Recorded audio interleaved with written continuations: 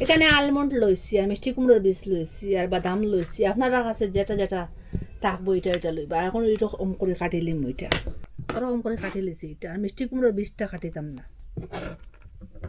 2 চামচ প্রথমে ঘি দিয়া দিম। কাটিয়ে রাখলাম যে বাদামটা, এখন বাজি নিই ঘির মধ্যে।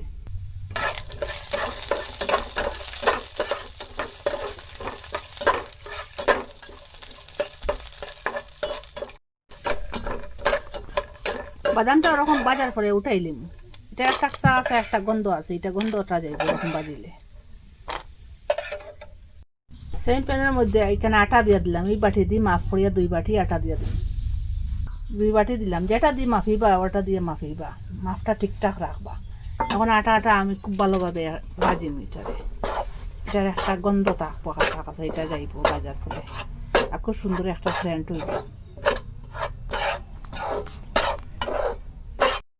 আটাটা একটু লাল হওয়ার পরে দেখুন বাজা হয়েছে। আর বাজিলে এইটা তিতা করবো। আর 2 বাটি আটার লাগিয়ে 1 বাটি চিনি দিয়ে দিলাম। আর আগুনটা একটু লো মিডিয়ামে রাখলাম।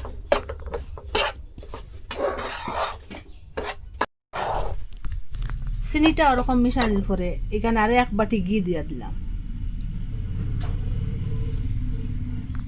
ও সেম বাটি দিয়ে দিলাম। ওইটা দিয়ে মাপটা ঠিকঠাক রাখবা।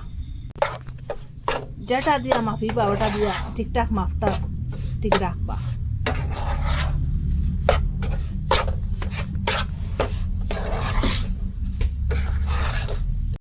সেম বাটি দিয়া জল দিয়া দিলাম। এই বাটি দিয়ে 4 বাটি জল দিয়া দিলাম।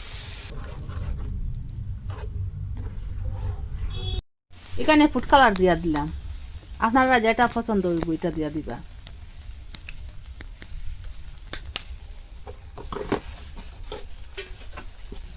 আর 1 বাটি জল দিলাম। সর্বমোট 5 বাটি জল দিয়ে দিচ্ছি এখানে।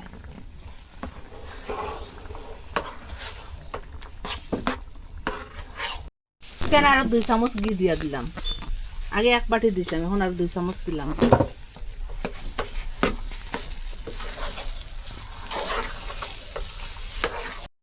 যেটা বাজিয়ে রাখলাম বাদাম, এটা এখন দিলাম। এটা দিয়ে খুব ভালোভাবে মিশাই।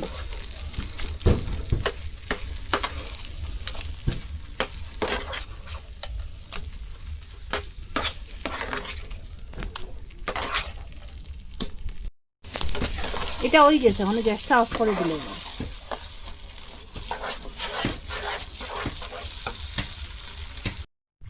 আপনারা তো কত কিছু দিয়ে হালুয়া বানাইয়া খাইছেন, ওরকম আটা দিয়ে একদিন হালুয়া বানাইয়া খাইবা। এটা আটার হালুয়া করে কেউ বুঝতো না। আর আমি কথা দিছি এটা এত স্বাদ যেন কি বলবো। আপনারা বানাইয়া খাইলে বুঝতে পারবা এটার স্বাদটা কেমন। আর আপনারা কইতে কি দেখরা কমেন্টের মধ্যে নিশ্চয়ই জানাইবা। আর অল্প গরর যেটা থাকে উপকরণ, এই উপকরণ দিয়ে এরকম হালুয়া বানাইয়া খাইতে পারবা যে সময় ইচ্ছা করবো। আর কমেন্টের মধ্যে নিশ্চয়ই জানাইবা। ভালো লাগলে লাইক কমেন্ট শেয়ার সাবস্ক্রাইব করবা। আর আজকের ভিডিও এখানে শেষ। নতুন একটা ভিডিও নিয়ে ফিরে আসবো বন্ধুরা।